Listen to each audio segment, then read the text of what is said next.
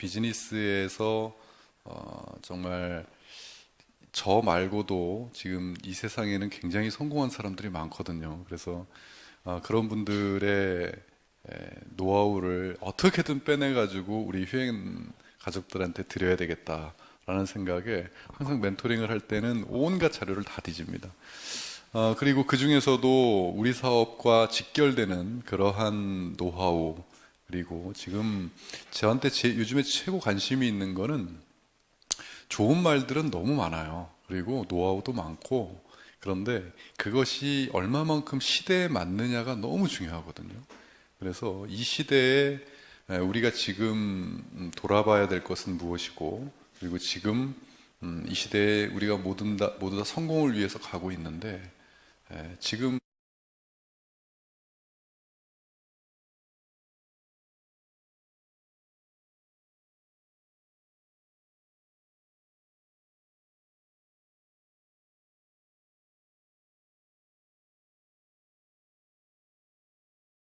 스타트업이라고 지은 이유는 우리 사업 자체가 스타트업 사업이에요. 창업을 하는 사업이고, 지금 우리 회원분들께서도 많은 곳에서 항상 스타트업을 시키시려 지금 노력하고 계시기 때문에 지금 현 좌표와 지금이 어느 정도 이 어려운지를 정확하게 아셔야 될 필요가 좀 있습니다. 지금 일자리 쇼크라고 얘기해요. 아예 쇼크가 와버렸어요. 그래서 저는 이것에 굉장히 관심이 많은데, 그래서 매달 우리나라의 일자리 취업률을 체크하고 실업률을 체크하고 이게 습관화돼 버렸어요. 취업률 7.2만 명, 8년 4개월 만에 현재 최악입니다. 그러니까 8년 4개월 동안 이렇게 최악인 적이 없었다는 거예요. 10만 명 밑으로 떨어지는 게 거의 없었는데 최근에는 그냥 뭐 10만 명 밑으로 쭉쭉쭉 떨어지고 있어요. 아예 일자리 쇼크라고 얘기하는 것이 이제는 쇼크가 와가지고 사람들이 멘붕이 왔다 그러죠. 멘탈이 붕괴가 돼가지고 지금은 이제 일자리가 없다 이런 걸 떠나서 완전히 구직 포기자가 늘어나요. 예전에는 구직 포기자가 몇 명이냐는 것을 수치로 안 따졌거든요. 그런데 지금은 이제는 구직 포기자를 수치로 따지는 시대가 되었어요. 그 정도로 아예 이제 구직을 할 것을 포기해버려요. 그러면서 많은 사람들이 생각하는 게 뭐냐면 남들에게 고용을 당할 생각을 하지 않고 이제는 어떻게 하죠? 창업을 생각해요. 창업을 생각하는데 그 창업 성공률 또한 어떻는지를 우리가 정확히 봐야 됩니다. 외환위기면 IMF입니다. IMF 이전에는 창업 성공률을 343이라고 얘기했어요. 343. 뭐 디테일한 프로테이지나 이 성공률을 여러분들 막 깊이 들어가면 머리 아프니까 간단하게 343. IMF 전엔 30이 성공률이에요. 40이 현상 유지, 마지막 30은 실패. 이렇게 해서 3, 4, 3을 따졌어요. 그런데 IMF를 겪은 이후에 2대 8, 그러니까 성공률이 20%로 낮아졌어요. 그래서 굉장히 힘들다고 얘기했거든요. 근데 지금은 3대 97이에요. 즉 3%만이 창업에서 성공을 한다라고 이야기를 하고 있어요. 이 정도 시대가 되어버렸습니다. 지금. 그러니까 100개의 가게를 차리면 3개가 살아남는다는 뜻이에요. 그 정도로 지금 너무나 어려워요. 취업률이 적고 창업 성공률이 적으니까 뭐가 안 돕니까? 시중에.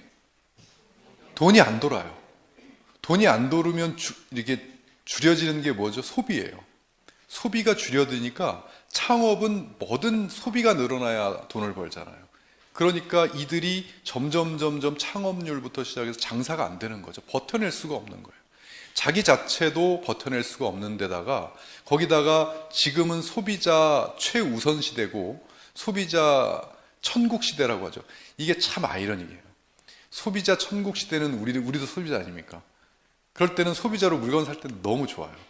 그런데 그냥 단지 우리가 비즈니스를 하지 않고 일을 하지 않고 소비만 했다면 정말 요즘처럼 이렇게 살기 좋은 때가 없을 겁니다.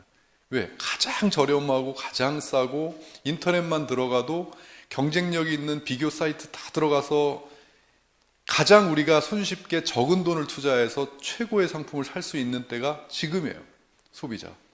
그런데 만약에 누군가는 그걸 팔고 있단 말이죠. 누군가는 팔고 있고 누군가는 그걸 만들고 있어요. 누군가는 그걸 가지고 회사를 차리고 있고 누군가는 그걸 가지고 창업을 해서 돈을 벌려고 하고 있어요.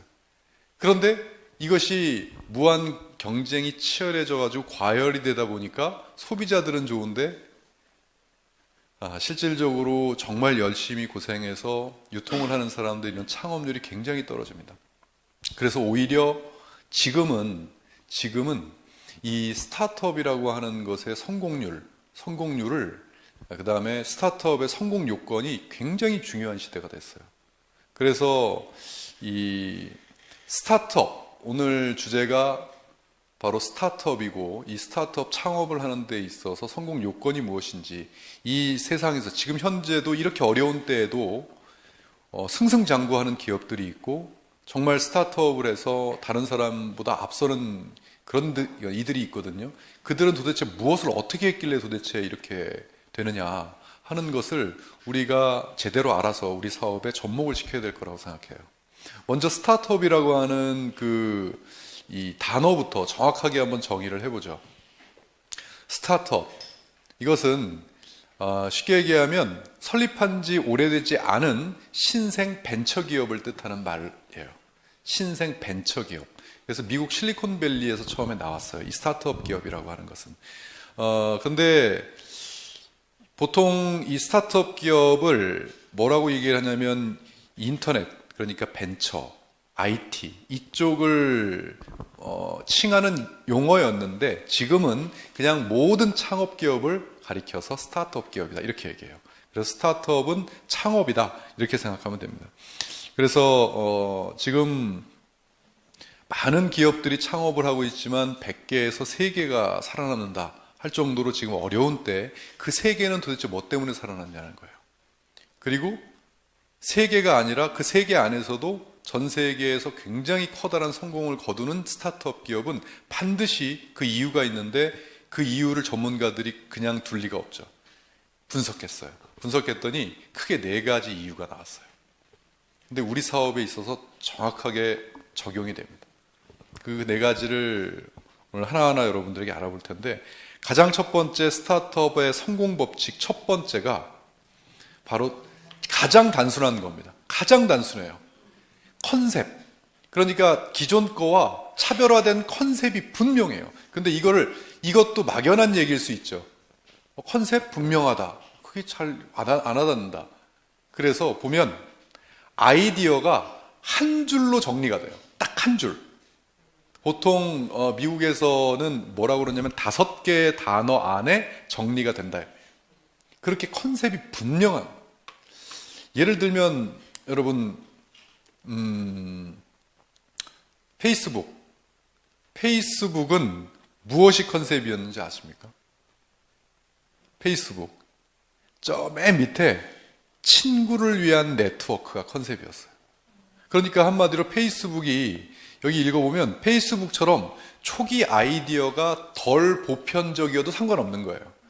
명확하게 뭐만 있으면 된다? 컨셉이 명확하고 한 줄로 아이디어가 딱 되면 되는 거예요. 자, 페이스북이 오늘날 전 세계인들을 엮죠. 이렇게 그런데 친구를 위한 네트워크가 이들의 아이디어였어요. 친구 누구? 하버드 친구들. 하버드생들을 학생들을 연결해야 되겠다. 이렇게 단순하게 시작한 페이스북이 오늘날 하버드를 뛰어넘어서 전 세계인들을 엮어버린 거예요. 그러니까 A Network for Friends 라고 하는 단순한 아이디어 하나가 컨셉이 분명하잖아요. 그래서 이렇게 됐고, 여러분 우버 아실 겁니다. 우버. 지금 우리나라도 우버 때문에 난립니다. 택시 기사분들이 난리예요. 생존권 때문에. 이거는 뭐냐면 이 우버의 아이디어는 자동차 온 디맨드. 디맨드 뭐예요? 요청하는. 그러니까 한마디로 자동차를 요청한다는 뜻인데 차량도 기사도 없는 택시 서비스예요.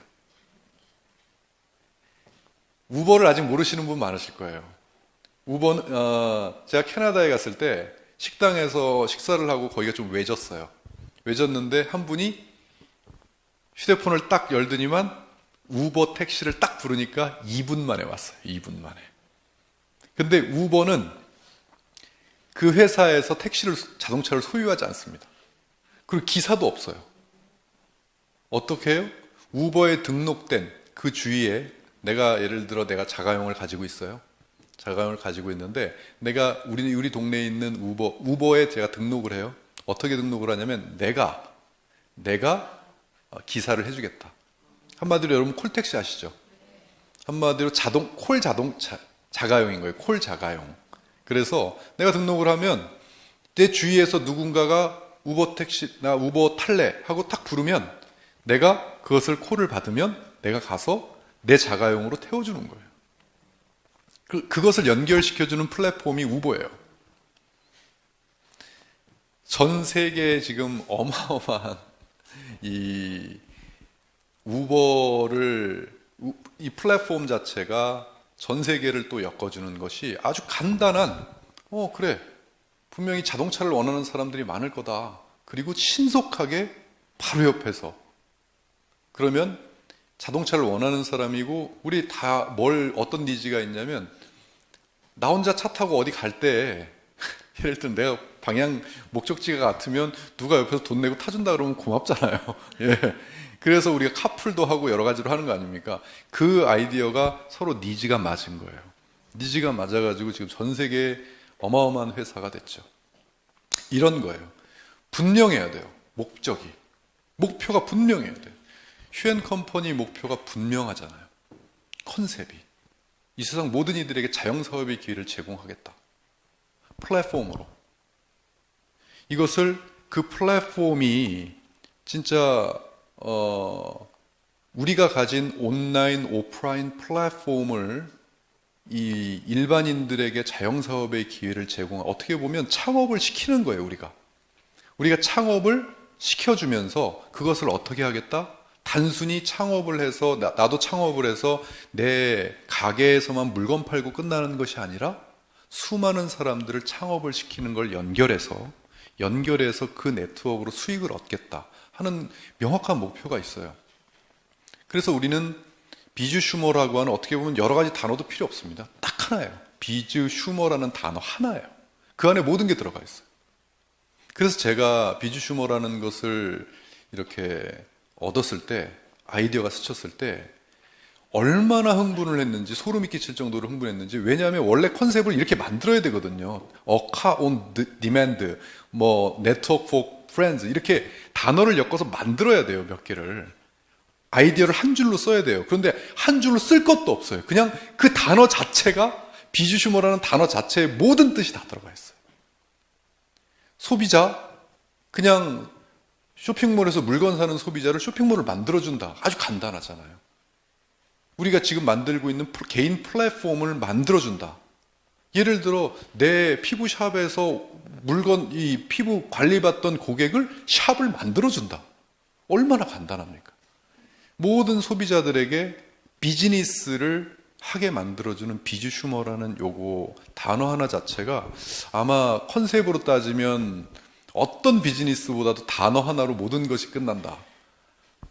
이거 제가 이 컨셉 차별화가 분명하다, 아이디어가 한 줄로 정리된다, 이거 제가 우리 비즈 슈머에 맞춰서 쓴 노하우 아니에요. 지금 이것은 전 세계에서 스타트업 기업이 성공한 기업들을 분석해서 보니까 공통점들이 아이디어가 한 줄로 정리되더라고요. 명확해요. 그래서 우리는 이 세상 모든 소비자들에게 어떻게 보면 플랫폼을 제공하는 회사예요. 플랫폼을 제공해서 창업을 시켜주는 회사예요.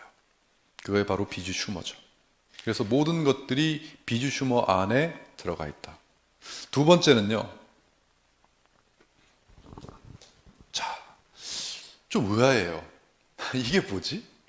보통 우리가 창업에서 성공한 사람들, 성공한 기업들을 보면 컨셉이 분명하고 막 이제 또 무슨 전략이 나올 것 같고 뭔가가 막 기술이 나올 것 같고 커다란 노하우가 나올 것 같은데 강인한 의지를 꺾지 않는다. 이런 게 나와요. 스타트업 기업이. 거기에 좀 더 디테일하게 들어가면 밑에 회복 탄력성, 추진력 이렇게 두 개가 나옵니다. 회복 탄력성이란 건 뭐죠? 회복시키고 탄력을 다시 유지한다는 뜻이. 언제 그래야 될까요? 우리가 창업을 해가지고 만약에 창업을 딱 했어요. 승승장구를 해요. 그럴 때 회복 탄력성이 필요합니까? 어떨 때 회복 탄력성이 필요해요?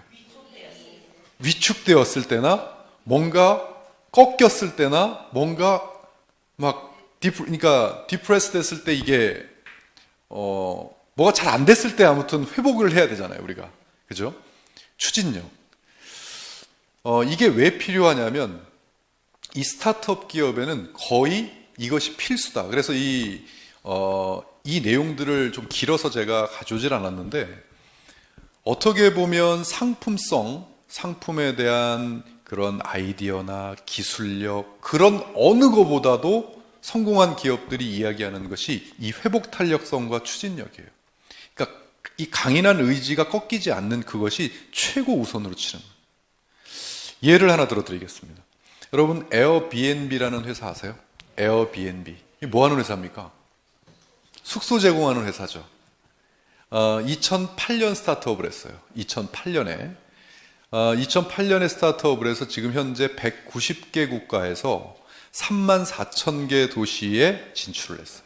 이 에어비앤비를 이용하는 고객이 약 2억 명이 이용을 해요. 근데 간단한 거였어요. 뭐냐면 자기 집을 상품으로 내놔요. 자기 집을 똑같습니다. 이 우버하고 똑같아요.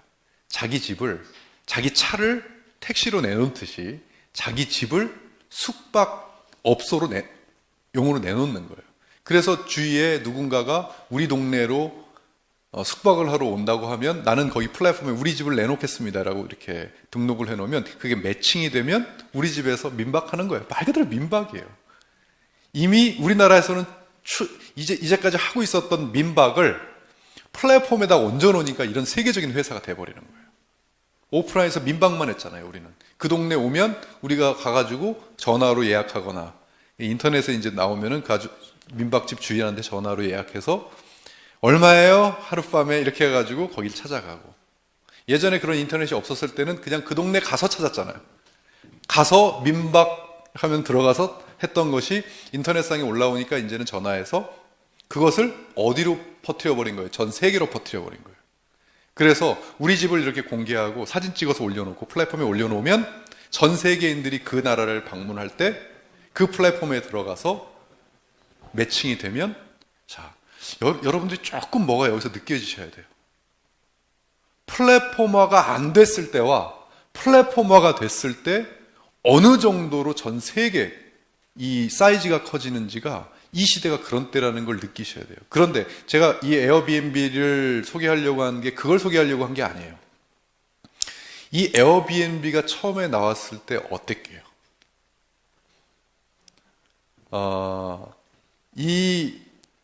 자, 보세요. 이 회복 탄력성과 이 추진력을 요구한다는 그 이유는 뭐냐면 여기 보세요. 엄청난 거절과 난관을 겪게 되기 때문이에요. 이 스타트업 기업, 특히 혁신 기업은 더합니다. 엄청난 거절과 엄청난 난관. 자, 처음에 2008년에 에어비앤비가 오픈을 했는데 2007년도에 처음에 런칭했을 때 사람들 단순했어요. 이 아이디어가 그냥 거실에다 싸구려 에어매트 하나 깔아주고 아침에 그냥 시리얼 하나만 제공해야 되겠다라는 단순한, 그러면 별로 돈이 안 들지 않습니까? 그러면 아주 싼 가격에 우리 집이니까, 사람이 사는 집이니까 환경은 좋을 거고, 그런데 싼 가격에 에어 매트리스 깔아주고 아침에 일어났을 때 시리얼만 주면 끝이다. 이렇게 단순한 논리로 출발을 했을 때 엄청난 거절과 난관, 비난. 자, 제일 먼저 비난했던 게 어떤 내용 같습니까? 위험성이었어요. 우리 집을 어떻게, 만약에 이상한 사람 오면 어떡해? 이걸 사람들이 내 집을 내주려고 하겠어? 이거였어요. 내 집을 그 사람이 누군지 알고 내줘. 막 이런 엄청난 이야기들이 많았어요. 그런 것 때문에 이 이 비즈니스 모델을 펀딩을 받으려고 내놨을 때 수많은 사람들이 이것은 사업성이 없다. 이건 에어비앤비라는 회사는 성공할 그게 없다. 이 에어비앤비가 세상에 드러냈을 때 진짜 미운 오리 새끼 마냥 초라하고 볼품 없었다는 거예요. 그런데 이들은 자신의 아이디어에 대한 확신이 있었던 거예요. 분명히 세상을 이렇게 어두운 측면으로 볼 때는 그러한 불안함이 있지만 긍정적인 측면으로 보고 이것이 세상에 공식화된 플랫폼으로 나온다면, 공식화돼서 범용화된 플랫폼이 된다면 이것은 누구나 이런 세계적인, 이것이 어느 일정 수준에만 올라오면 안정성부터 시작해서 범용성이 확보가 될 것이다. 그렇다면 전 세계 사람들은 서로 간에 또 니즈가 맞는 거예요. 자신의 집을 놀리느니 수익을 얻고, 또 그 동네에 있는 아주 깨끗한 집에서 내가 안전하게, 오히려 가려고 하는 사람들이 오히려 안전함, 그 다음에 뭐가 보장이 된다고 생각해요? 우리가 공용 숙박업소에서는 일단 깨끗함이 보장이 안 되잖아요. 우리한테 보장이 안 된다는 하지만 이러한 집에서는 왠지 집밥을 먹을 수 있을 것 같고, 집에서 이런 것들이 같이 이렇게 맞아떨어져서 세계적인 기업이 되어버립니다.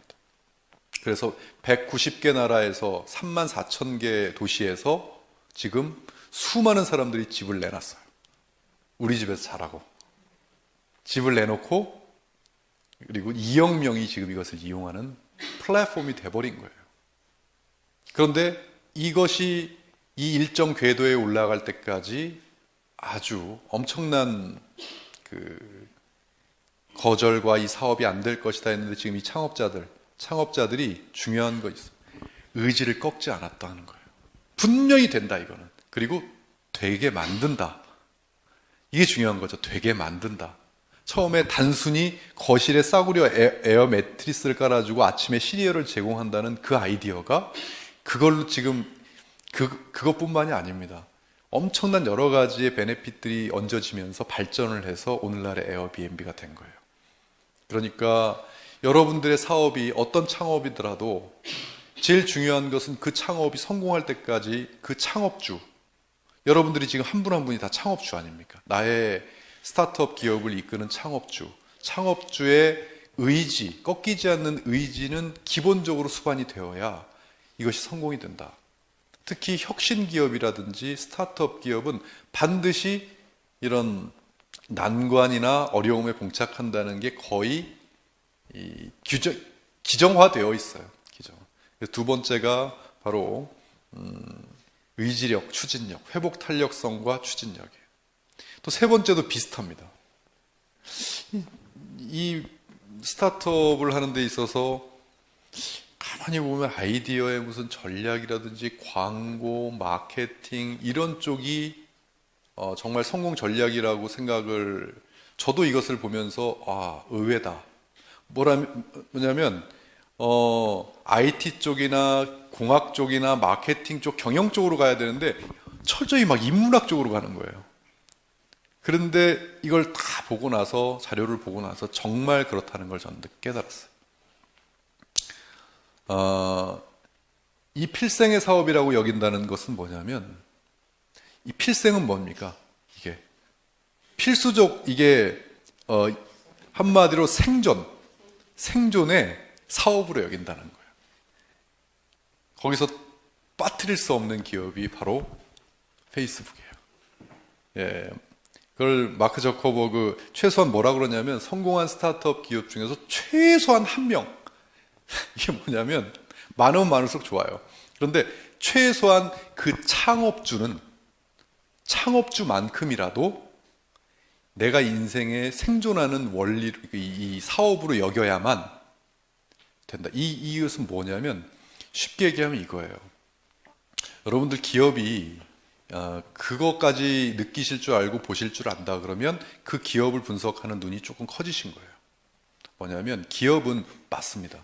누구나 기본적으로 이윤 추구는 베이스에 깔고 있어요. 이윤이 안 나면 회사 기업이 운영이 안 되는 건 맞아요.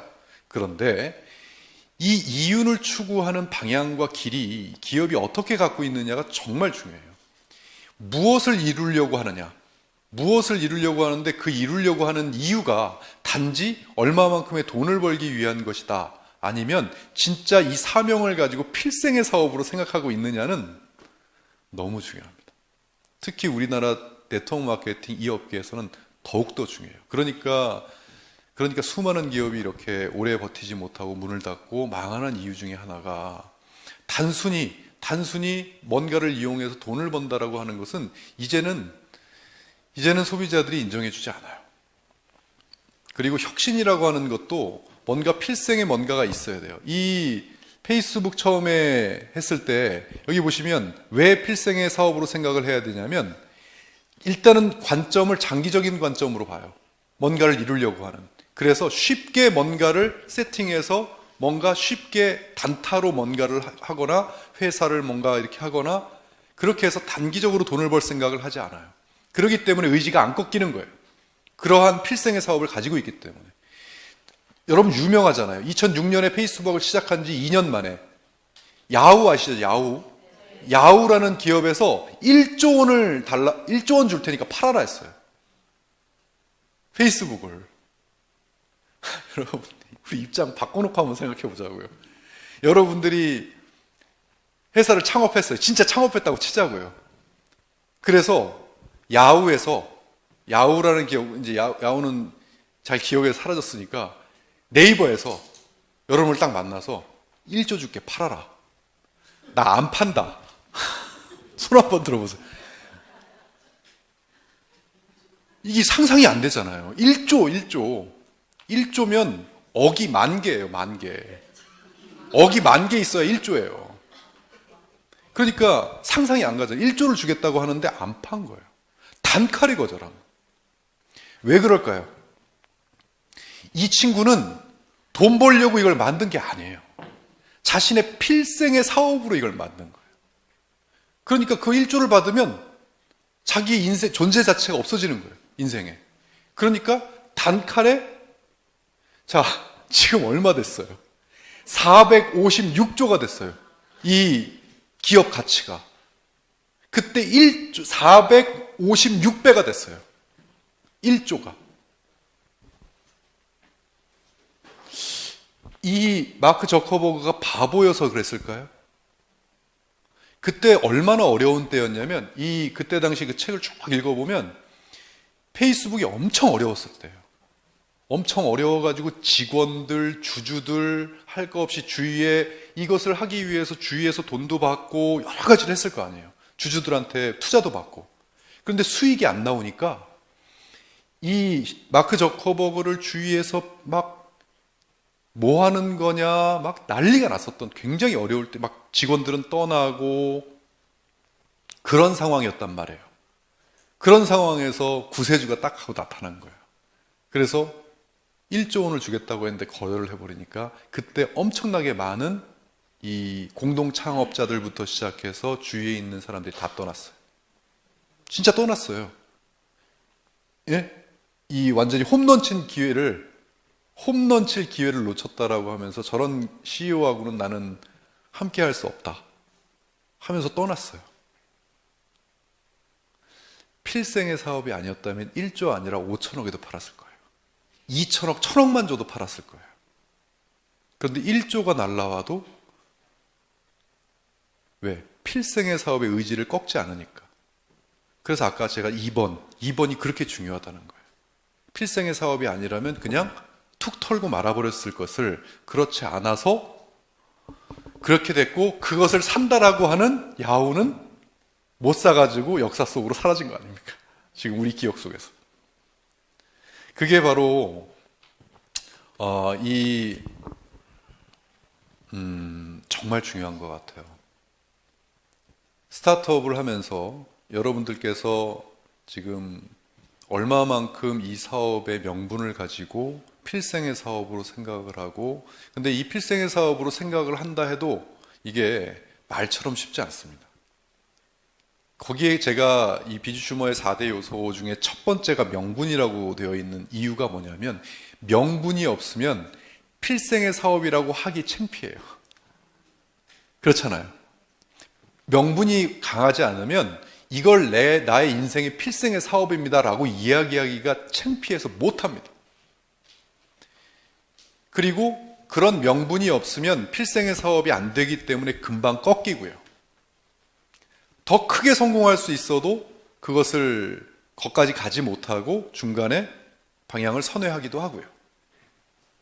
그래서 명분이 중요한 거예요.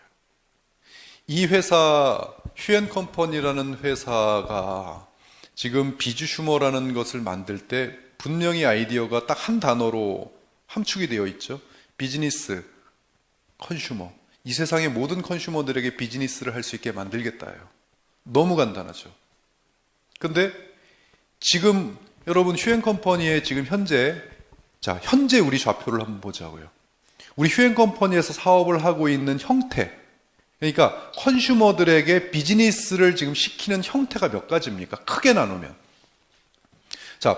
네트워크 비즈니스로 해서 플랫폼을 설명해서 사업을 시키는 형태 하나. 또 샵을 차려서 창업을 시키는 형태. 헤나샵도 있고 피부샵도 있고 지금 형태 이 두 가지예요. 현재 크게 나누면. 근데 이 두 가지로 끝날 것 같습니까? 결코 그렇지 않아요. 휴앤컴퍼니가 지금 아이디어를 내고 소비자를 창업시키는 아이디어를 끊임없이 내었을 때는 우리는 목표가 분명해요. 소비자를 창업시키겠다. 소비자를 돈 벌게 만들겠다. 어떤 수단과 방법을 가리지 않고도 소비자를 플랫폼을 만들어주겠다는 거예요. 이 세상 모든 소비자들이 정말 재밌게 돈 벌 수 있는 플랫폼을 만들겠다라는 명확한 목표가 있어요. 지금 저희는 휴앤컴퍼니는 이제 휴월드라는 모체를 만들어 놨고 이제 이걸 기반으로 해서 개인 플랫폼 작업에 착수를 했어요. 우리가 원래 하려고 하는 개인 플랫폼을 만들어야 되겠다. 여러분 하나하나가 지금은 통합적인 휴월드를 이용하고 계시잖아요. 이건 개인 플랫폼이 아닙니다. 통합 플랫폼이지. 여기에 계신 한 분 한 분이 내 플랫폼이 있어야 돼요. 내 플랫폼을 가지고 내가 꾸미고 내가 돈 벌고 내가 할 수 있는, 내가 자유자재로 할 수 있는 그런 비즈니스 모델이 나와야 돼요. 그게 제가 처음부터 비주슈머를 얘기할 때 이 세상 모든 소비자들에게 플랫폼을 선물하겠다. 그걸 그게 새롭다라고 만약에 지금 휴월더를 그대로 놔뒀다면 새로울 게 뭐 있습니까? 아마존도 그렇고 네이버도 그렇고 다 하나인데 그 플랫폼 모델에 수많은 것들이 얹어지면서 진짜 우리가 하려는 소비자들에게 플랫폼 사업을 재미나게 시키는 그런 아이디어가 우리 안에 있는 거죠. 그것을 휴앤컴퍼니 최소한 우리 직원들도 그렇지만 또 우리 휴앤컴퍼니 가족분들 중에서도 필생의 사업으로 생각하고 계신 많은 동지분들이 계시지만 그분들 포함해서 최소한 저 하나는 필생의 사업으로 생각을 하고 있어요. 그래서 제가 언젠가 어느 어려움이 오든 어떤 난관이 오든 어떠한 타협이 나한테 온다고 해도 타협하지 않겠다. 그 목적을 달성하는 거라면 그건 타협이 아니라 협의죠. 협의를 해 나가더라도 그것을 타협하지 않겠다라는 이야기를 한 거죠. 그리고 그것을 이루기 위해서 계속 만들어 가고 있고요. 그렇기 때문에 지금 세 번째까지, 첫 번째는 목표가 분명히 해서 아이디어가 한 줄로 나와야 되고, 두 번째는 뭐예요? 의지를 꺾이면 안 되고, 그러니까 회복 탄력성과 추진력이 있어야 되는데 그것이 사실 어디서 나오냐면 이 필생의 사업으로 생각하는 때에서 그 힘이 나오는 것 같아요. 자, 오늘 사실 제가 여러분들에게 진짜 말씀드릴 거는 네 번째를 이야기하기 위해서 말씀을 드리는 거예요. 이 세 가지는 일반적으로 굉장히 중요하지만 정말 저는 이 네 번째 이야기를 하고 싶어서 이 주제를 삼았어요. 네 번째가 뭐냐면 이거예요. 한번 읽어볼게요. 시작!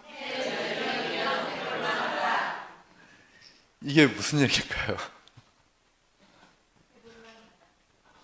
뭐 10명이면? 펜이 뭐예요, 펜이? 추종자예요, 추종자. 예, 아주 추종자를 보통 열혈 광팬이라고 하죠. 열혈 광팬.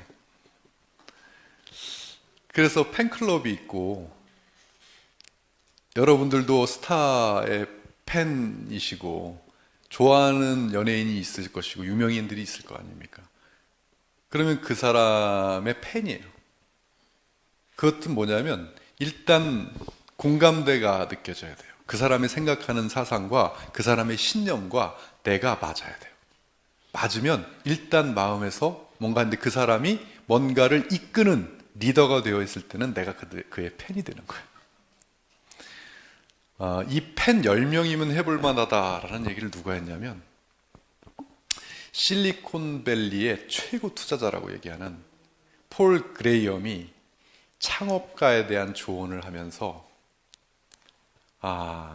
당신 주변, 일단 빨리 아이디어가 있다면 빨리 출시하라. 일단 스타트업을 걸어라 이거예요. 그리고 나서 펜을 만들어라. 이렇게 얘기했어요. 아이디어 전부 다 해놓고 나서 하는 게 아니라 일단 출시하고 일단 펜을 만들어라. 그리고 나면 당신 주변의 모든 것이 망가져도 10명의 펜만 보유한다면 당신은 해나갈 수 있다. 이 사람이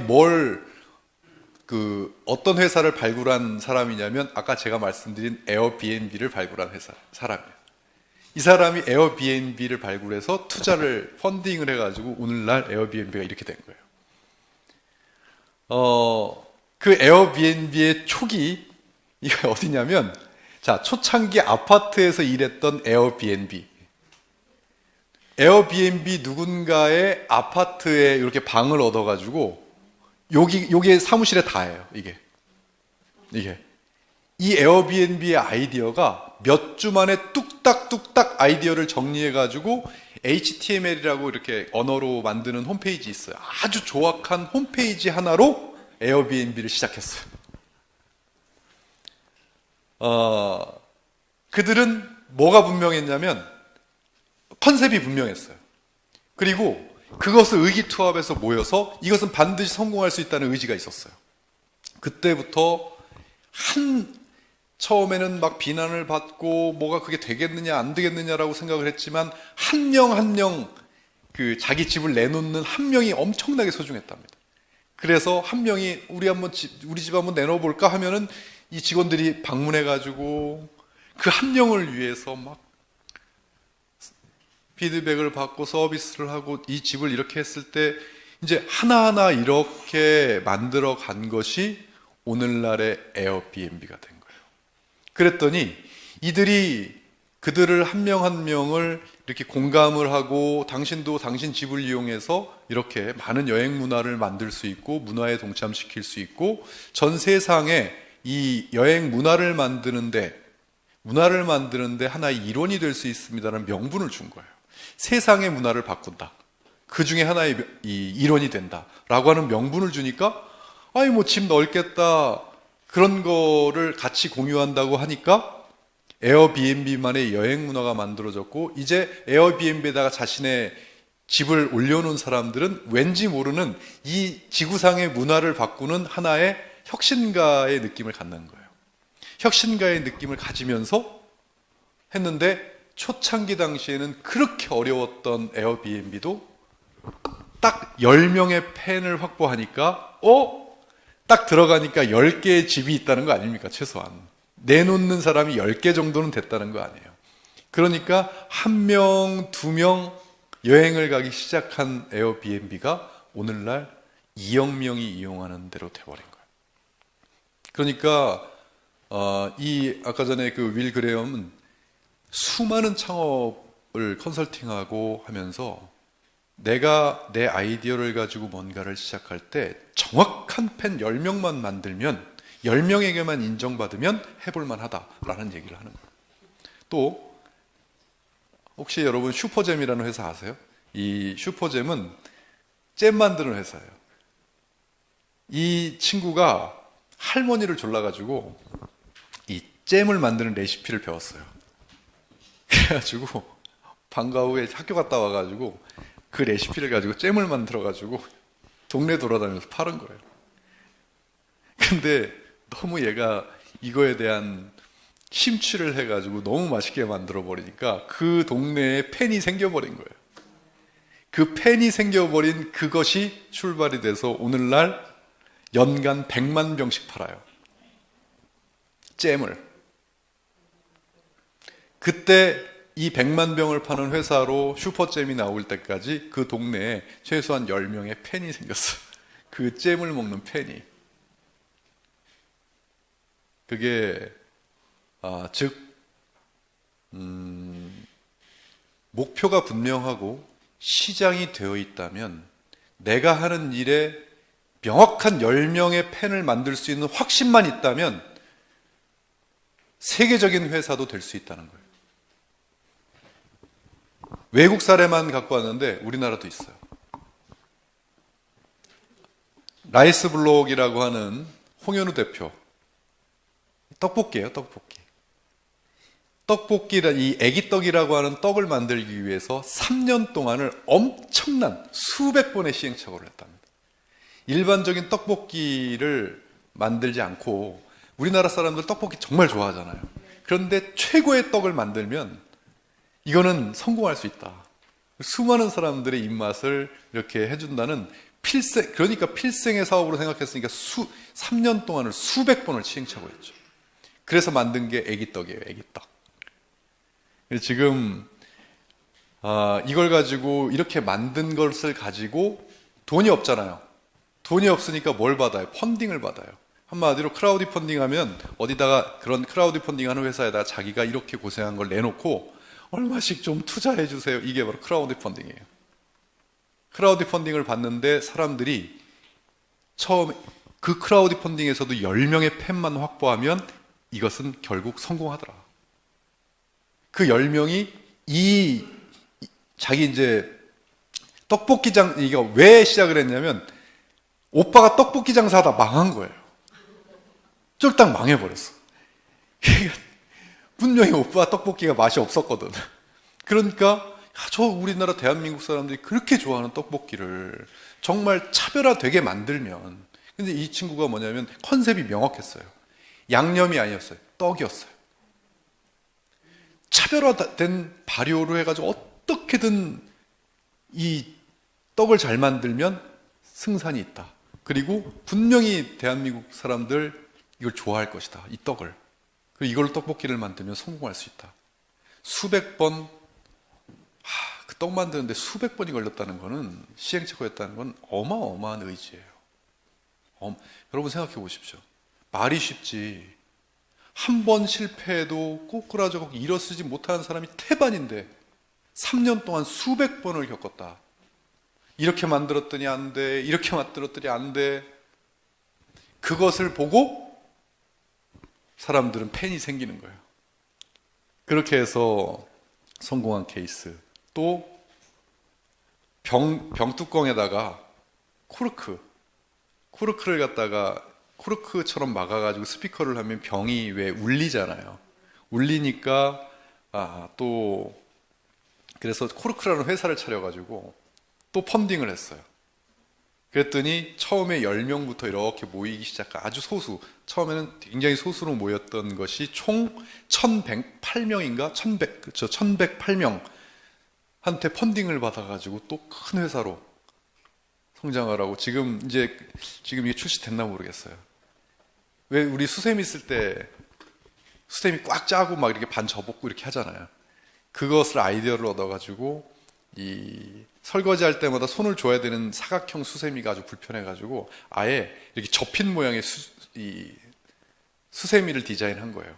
그래서 이거 가지고 디자인 어워드 수상도 했고, 이것이 뭐로 성공을 했냐면 처음에 이것을 디자인하고 해가지고 친구부터 이거 하고 설거지 해봐라고 줬는데 10명의 팬이 생긴 거죠.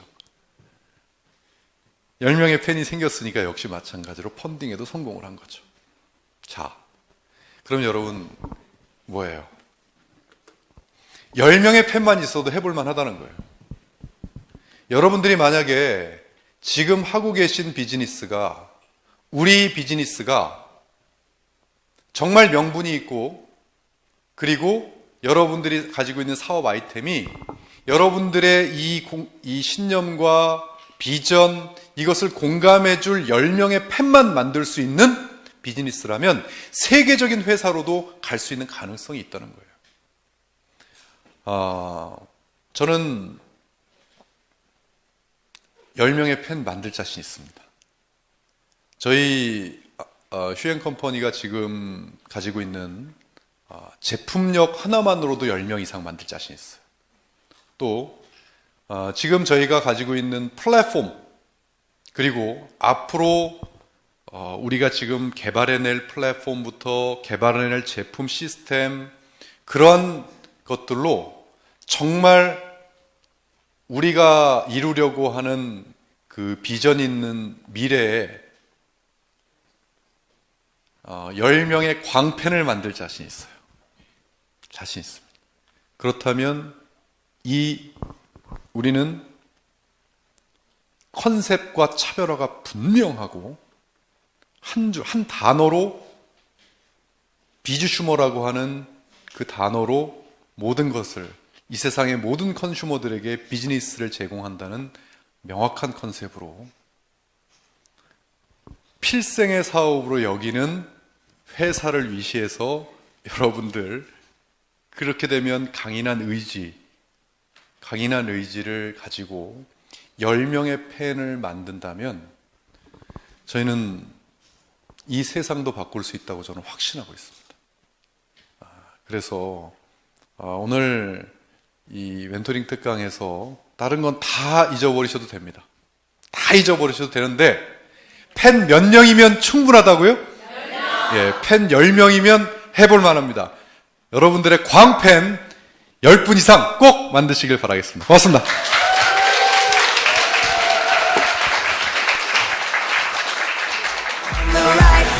Baby, I was born to survive. No matter black, white, or beige,